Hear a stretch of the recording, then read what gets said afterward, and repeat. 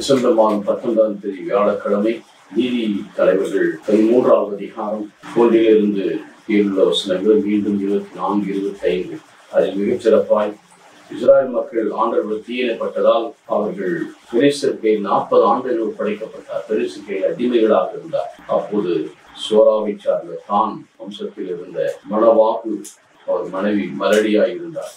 ஆண்டவருடைய தூதர் அவருக்கு தோன்றி, இதோ நீ கருத்தரித்து ஒரு மகனை பெறுவார், அவர் நாசீர் என ஆண்டவருக்கு அந்த பையன் பிறந்தால் இறக்கவரை கடவுளுக்கு நாசிராக நீ மறந்தாதாவது அவன் நாசிராக இக்கடவுளுக்கு அர்ப்பணிக்கப்படுவான். அவன் இஸ்ரவேல் மக்களை விடுவிப்பான், விடுவிப்பு தளரப்பான். அவன் தான் சிம்சோனாக ஆண்டவருக்கு கொடுக்கிறான்.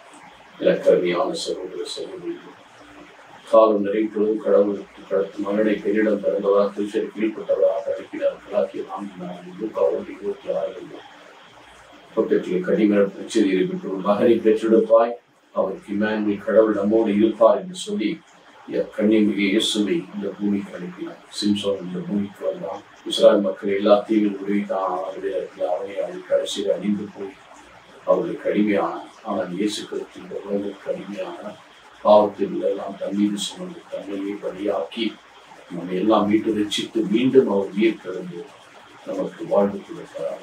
சிம்சோன் குறிப்பிட்ட காலத்துக்கு மட்டுமே அவர் நீதியை உள்ளவனாக இருந்தார். ஆனால் இயேசு கிறிஸ்து நேற்றும் இன்று மாறாதவர், நாளுக்கும் நமக்கு நீதி உள்ளவராக சாவை வென்று வெற்றி பெற்றதினாலே அவர் நமக்கு வீட்டராக இருக்கிறார்.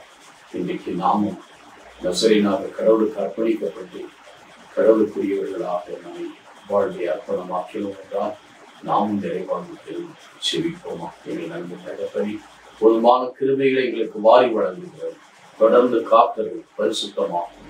நல்ல பிதாவே, ஆமென்.